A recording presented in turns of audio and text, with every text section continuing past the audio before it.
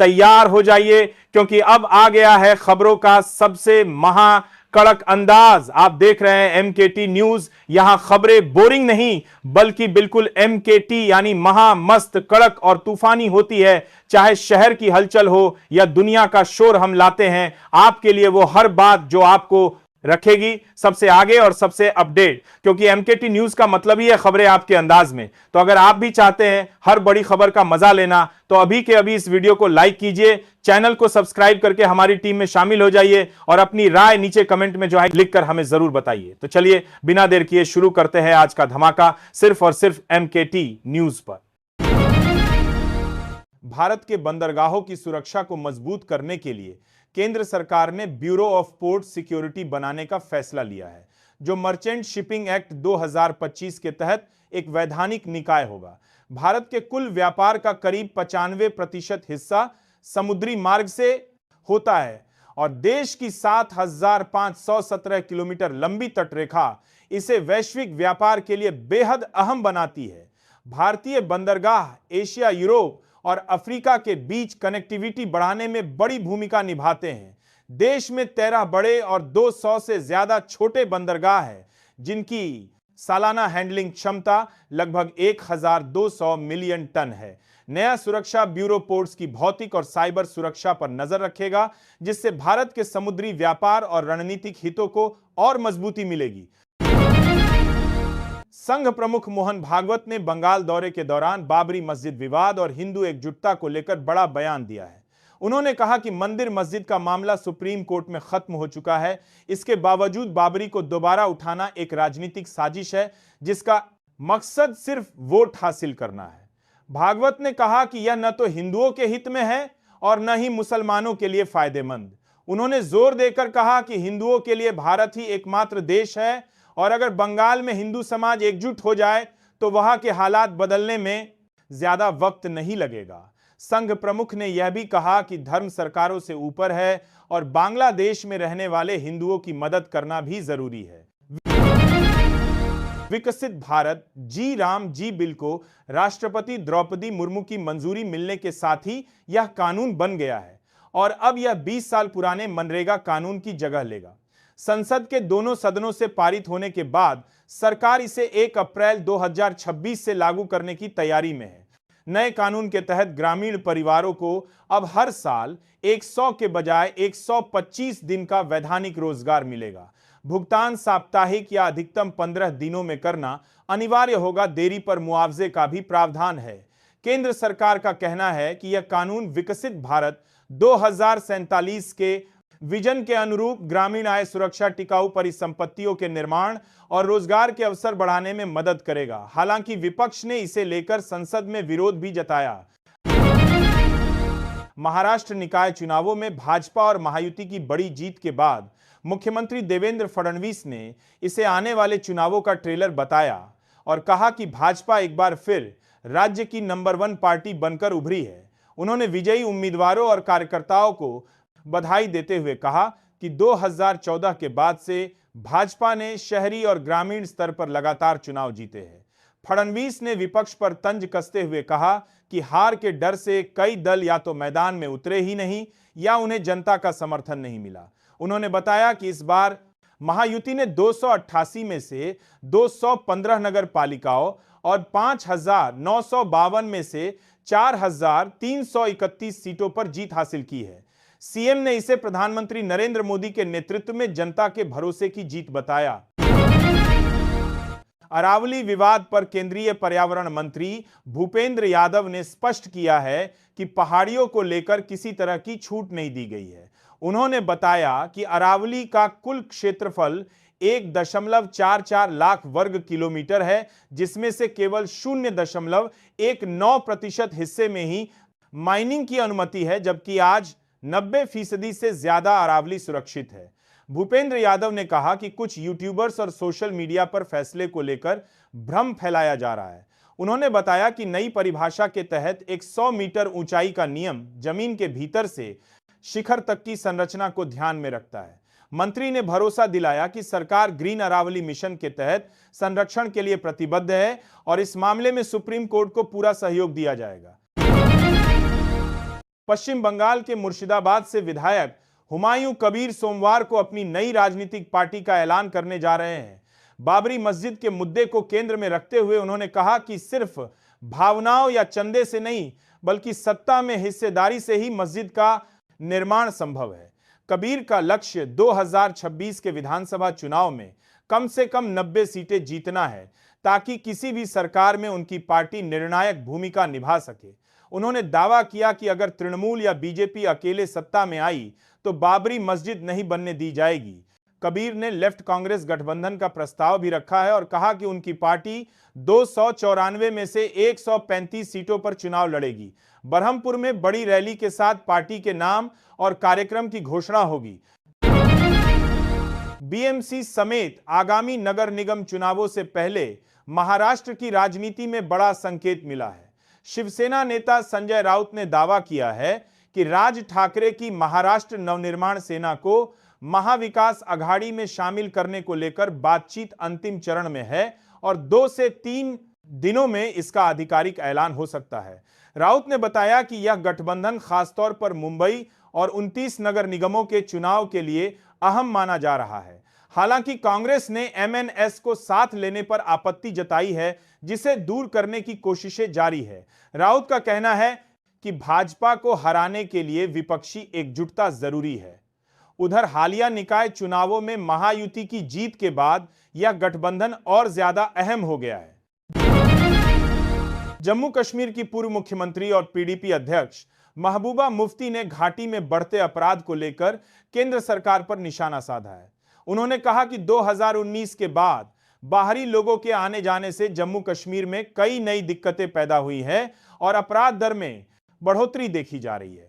महबूबा मुफ्ती के मुताबिक बाहर से आए लोगों की वजह से स्थानीय कारोबार भी प्रभावित हुआ है और आम लोग धीरे धीरे बदहाली का शिकार होते जा रहे हैं।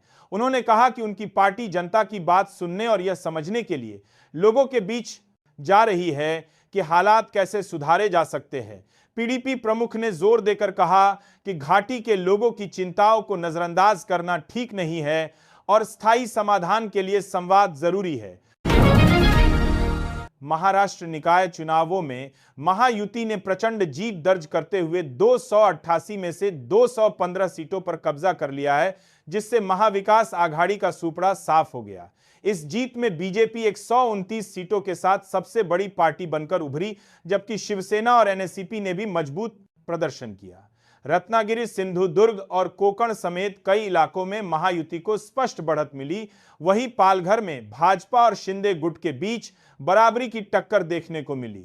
प्रधानमंत्री नरेंद्र मोदी और गृह मंत्री अमित शाह ने इसे विकास और जनविश्वास की जीत बताया।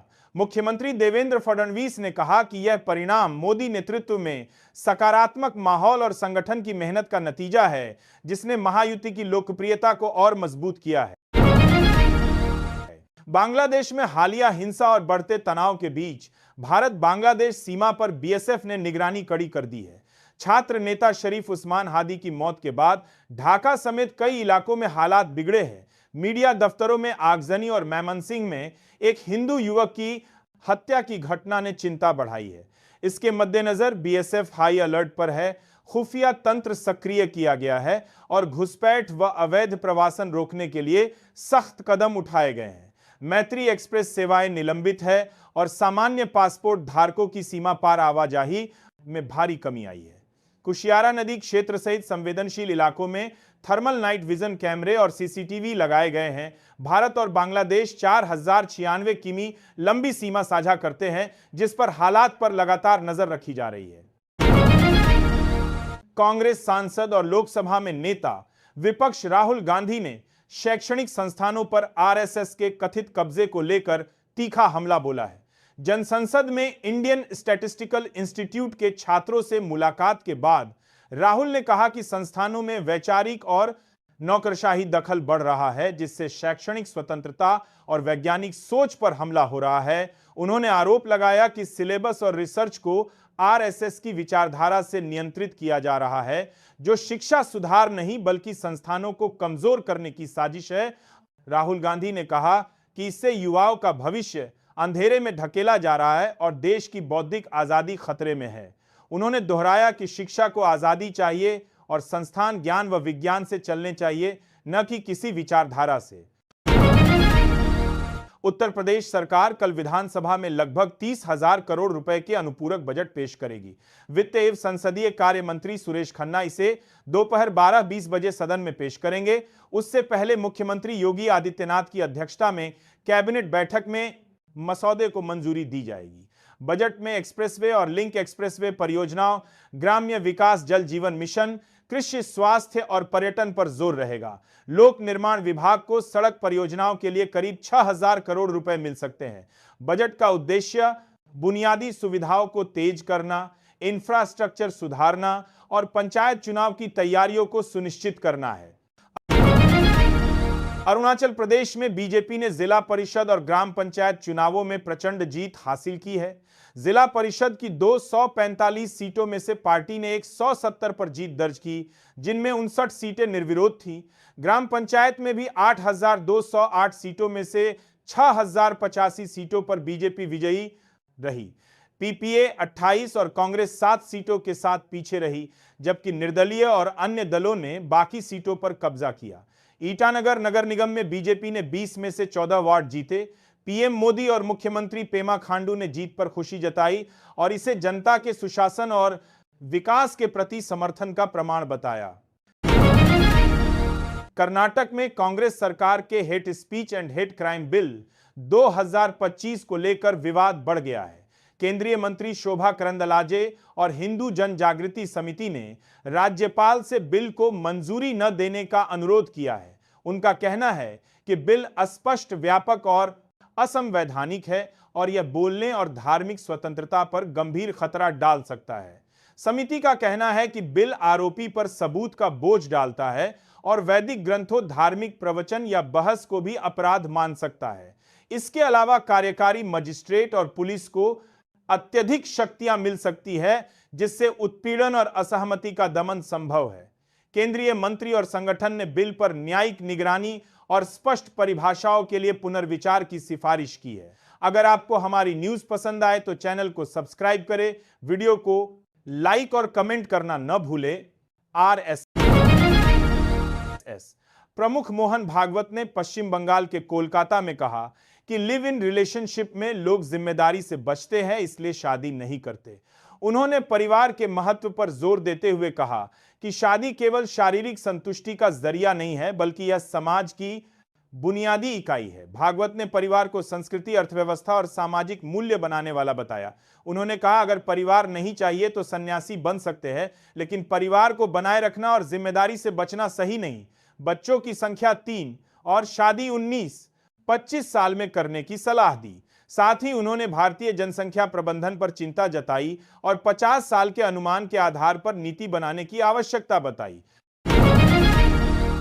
बांग्लादेश की पूर्व प्रधानमंत्री शेख हसीना ने हालातों पर चिंता जताते हुए कहा कि देश में अल्पसंख्यकों के खिलाफ हिंसा और भारत विरोधी प्रदर्शन बढ़ गए हैं। उन्होंने यूनुस सरकार पर हमला करते हुए कहा कि उनके शासन में कानून व्यवस्था कमजोर हुई और चरमपंथियों को अहम पद दिए गए। हसीना ने भारत की ओर से सुरक्षा और शरण के समर्थन की सराहना की और कहा कि हमारी खुशहाली और सुरक्षा भारत के साथ मजबूत रिश्तों पर टिकी है। उन्होंने कहा कि अवामी लीग को बिना वोट के शासन करने से लोकतंत्र प्रभावित होगा और चुनावों में नागरिकों का अधिकार खतरे में है। पूर्व पीएम ने यूनुस पर राजनीतिक और संस्थागत अस्थिरता बढ़ाने का आरोप लगाया। पश्चिम बंगाल की राजनीति में नया मोड़ आ गया है। टीएमसी से निलंबित विधायक हुमायूं कबीर ने रविवार को जनता उन्नयन पार्टी की घोषणा की और कहा कि उनका लक्ष्य मुस्लिम वोटर्स को एकजुट करना है।